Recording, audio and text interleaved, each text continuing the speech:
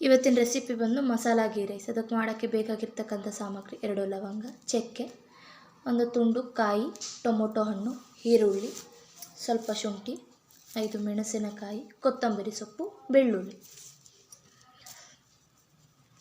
ಒಂದು ಮಿಕ್ಸಿ ಜಾರ್ನಲ್ಲಿ ನಾವು ಇಟ್ಕೊಂಡಿರ್ತಕ್ಕಂಥ ಮಸಾಲ ಪದಾರ್ಥಗಳನ್ನು ಹಾಕ್ಕೊಂಡು ರುಬ್ಕೊಳ್ಳೋಣ.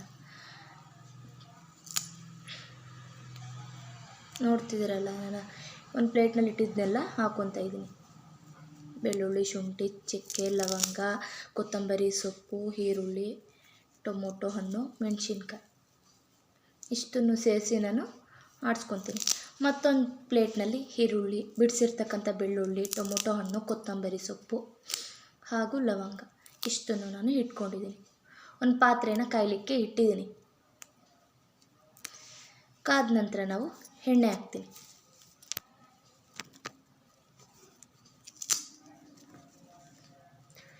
ಎಣ್ಣೆ ಹಾಕಿದ ನಂತರ ಬೆಳ್ಳುಳ್ಳಿ ಹಾಕ್ತಿದ್ದೀನಿ. ಬಿಡಿಸಿಟ್ಟಿರ್ತಕ್ಕಂಥ ಬೆಳ್ಳುಳ್ಳಿ ಹಾಗೂ ಲವಂಗ,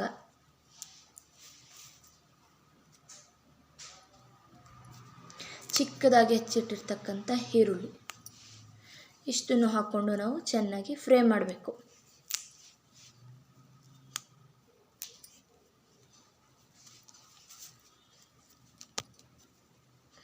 ನೋಡಿದ್ರಲ್ವಾ, ಹುರಿದಾದ ನಂತರ ನಾನು ಟೊಮೊಟೊ ಹಣ್ಣು ಹಾಕ್ಕೊಂಡೆ. ಅದನ್ನು ಕೂಡ ಸ್ವಲ್ಪ ಫ್ರೈ ಮಾಡಿಕೊಂಡು ಆನಂತರ ಆಡಿಸಿಟ್ಟಿರ್ತಕ್ಕಂಥ ಮಸಾಲೆನ ನಾವು ಹಾಕ್ಕೋಬೇಕು. ಅದು ಕೂಡ ಹಸಿ ಸ್ಮೆಲ್ ಹೋಗೋ ತನಕ ಸ್ವಲ್ಪ ಫ್ರೈ ಮಾಡಬೇಕು.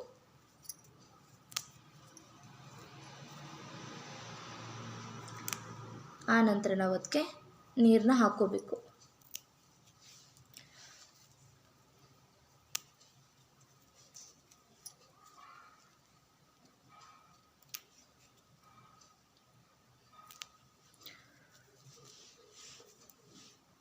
ಈಗ ನಮಗೆ ಎಷ್ಟು ಬೇಕೋ ಅಷ್ಟು ಗೀ ರೈಸಿಗೆ ನಾನೀಗ 1.5 ಗ್ಲಾಸಷ್ಟು ಮಾಡ್ತಾಯಿದ್ದೀನಿ.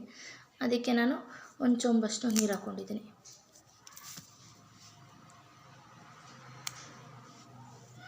ಹಾಗೂ ಮೇಲ್ಗಡೆ ಚಿಕ್ಕದಾಗಿ ಹಚ್ಚಿಟ್ಟಿರ್ತಕ್ಕಂಥ ಕೊತ್ತಂಬರಿ ಸೊಪ್ಪನ್ನು ಉದುರಿಸ್ಕೊತಾ ಇದ್ದೀನಿ. ಈಗ ನೀರು ಮಳ್ತಾ ಇದೆ, ನೋಡ್ತಿದ್ದೀರಲ್ಲ. ಮಳ್ತಿದ್ದಾಗ ನಾನು ಸಾಲ್ಟ್ ಹಾಕಿದ್ದೀನಿ. ಮಳಬೇಕಾದಾಗ ಹಾಕಬೇಕು ನಾವು ಸಾಲ್ಟ್ನ. ಈಗ ಸಾಲ್ಟ್ ಹಾಕಿ ಸ್ವಲ್ಪ ಹೊತ್ತಾಯಿತು. ಆನಂತರ ಅಕ್ಕಿ ತುಂಬಿದ್ದೀನಿ. ಅಕ್ಕಿ ತುಂಬಿ ಚೆನ್ನಾಗಿ ನೋಡಿ ಈಗ ಯಾವ ರೀತಿ ಆಗಿದೆ ಅಂತ. ಆಗಿದೆ. ಈಗ ಇನ್ನೊಂದು ಸ್ವಲ್ಪ ದಮ್ಮಬೇಕು ಇಟ್ಟಿದ್ದೀನಿ. ಈಗ ಆಗಿದೆ ಗೀ ರೈಸು. ನೀವೊಂದು ಸಲ ಮನೇಲಿ ಮಾಡಿ ಟ್ರೈ ಮಾಡಿ ನನಗೆ ಹೇಳಿ.